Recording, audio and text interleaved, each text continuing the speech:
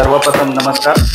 आपण सर्व मीडिया बांधव या ठिकाणी उपस्थित राहिले आमच्या विद्यार्थ्यांच्या एका हाकेवरती, त्याबद्दल सर्वप्रथम आपल्या सर्वांचे खूप खूप आभार. माझे नाव विश्वजित काळे. मी महात्मा फुले कृषी विद्यापीठ राहुरी येथे PhDचं शिक्षण घेत आहे. आणि एक साधारणपणे आमच्या 4 कृषी विद्यापीठ आहेत महाराष्ट्रामध्ये. दापोली कृषी विद्यापीठ आहे, राहुरी कृषी विद्यापीठ आत्ताच सांगितलं, एक आहे अकोला कृषी विद्यापीठ विदर्भात, आणि मराठवाड्यामध्ये वसंतराव नाईक मराठवाडा कृषी विद्यापीठ ते परभणीला आहे. तर असे 4 कृषी विद्यापीठांचं मध्ये जे विद्यार्थी PhD करतात, संशोधन करतात, यांचा प्रामुख्याने हेतू हा असतो की आपण शेतकऱ्यांसाठी काम करावं. अनेक योजना शेतकऱ्यांसाठी चालवल्या जातात आणि त्याच्यामधल्या काही यशस्वी ठरतात, काही एवढे इफेक्टिव्ह ठरत नाहीत. पण आम्हाला एक सांगायचं की सायन्स आणि टेक्नॉलॉजीमध्ये इतका पॉवर आहे की ते शेतकऱ्यांचे त्या ठिकाणी आपण अश्रू पुसण्याचं काम त्याच्या माध्यमातून करू शकतो. आज माझं सर्व जेवढे आपले राजकीय नेते आहेत या सर्व आपल्या लोकांना माझं एक निवेदन आहे की सर, आजपासून 50 वर्षानंतर आपल्यामधला कुठलाही नेता कदाचित या स्ट्रीम फ्लो मध्ये नसेल, नवीनच कोणते तरी नेते आलेले असतील. पण आजपासून 50 वर्षानंतर तुम्ही काही केलेले कार्य, तुमचे व्हिजनरी पॉलिसीज या देशात, या आपल्या राज्यामध्ये त्याचं रिफ्लेक्शन नक्कीच दिसलं पाहिजे. जसं की नेहरूंचे आपले IIT IIM आज सुद्धा नाव काढलं जातं.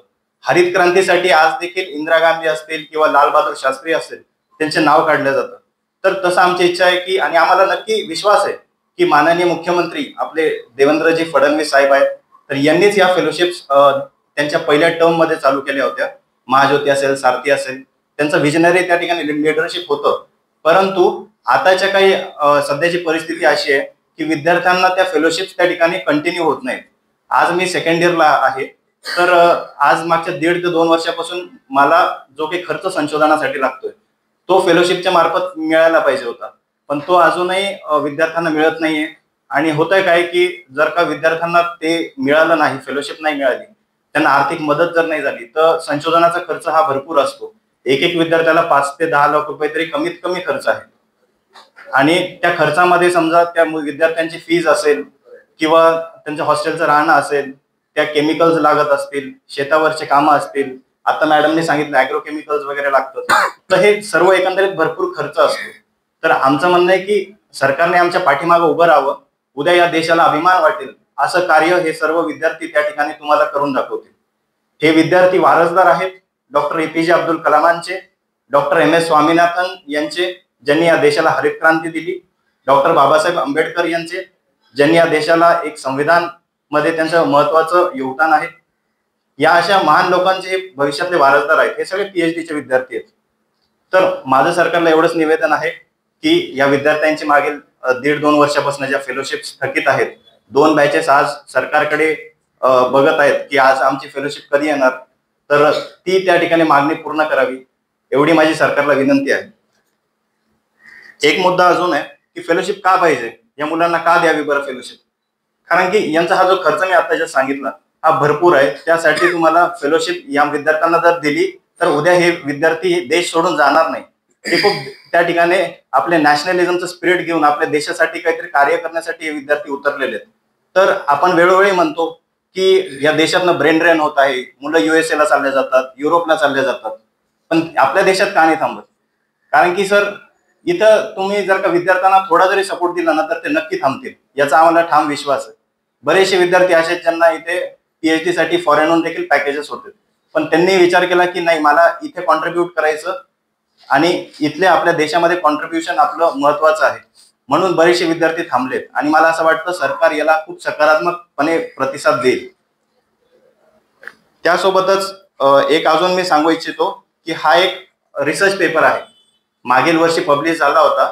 हा सांगतो की कृषी क्षेत्रामध्ये जर का तुम्ही ॲग्रिकल्चर रिसर्च मध्ये जर तुम्ही ₹1 इन्व्हेस्ट केला तर त्याच्या बदल्यामध्ये 13.5 ते 14 रुपये आउटपुट आहे. And this output is highest in all researches sectors in the present situation. DRDO असेल, इस्रो असेल, अशा संस्थांच्या ठीक आहे, कंपॅरिझन नको, प्रत्येकाचं महत्व आहे, परंतु त्यांच्या पण कंपॅरिझन मध्ये त्या ठिकाणी याचं जे आउटपुट आहे ते सर्वात जास्त आहे. आणि हा रिसर्च कुठल्याही विद्यार्थ्याचा नाहीये, हा research ICR Indian council of agriculture research यांच्या मार्फत जे NIAP आहे त्यांनी हा रिसर्च त्या ठिकाणी 7 मे 2024 हे आर्टिकल आहे तिथे पब्लिश केलेलं आहे. त्यामुळे महत्व सांगण्याची मला असं वाटतं की गरज नाही आहे संशोधनाची. त्यामध्येच आमच्या ज्या मागण्या आहेत सर, तर त्याच्यामध्ये जे आपली सारथी असेल, महाज्योती असेल, बार्टी आहे, अमृत संस्था आहे आणि आरटी आहे, अशा या ज्या 5 संस्था आहेत यांच्या मार्फत विद्यार्थ्यांना त्या ठिकाणी फेलोशिप देण्यात यावी, ही आमची पहिली प्रमुख मागणी आहे. आणि दुसरी म्हणजे की नोंदणी दिनांकापासून ही फेलोशिप देण्यात यावी.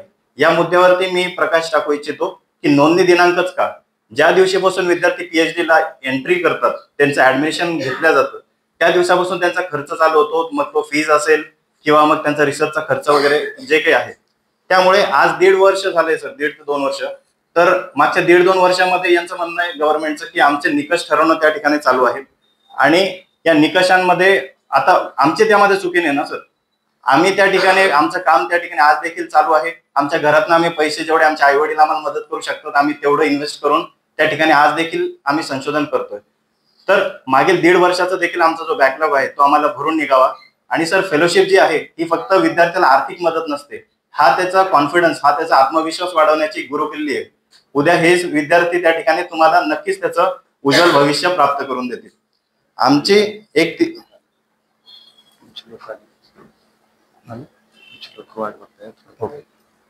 आमची तिसरी या ठिकाणी जे मुद्दा आहे तो म्हणजे संपूर्ण निवड प्रक्रिया जी आहे या संदर्भात फेलोशिपची ही 1 महिन्याच्या अंतर्गत त्या ठिकाणी पूर्ण करण्यात यावी. चौथी जी आहे ती म्हणजे ही जी मिळणारी फेलोशिप आहे ही वेळोवेळी त्या ठिकाणी टायमावरती याचं डिस्बर्समेंट व्हावं.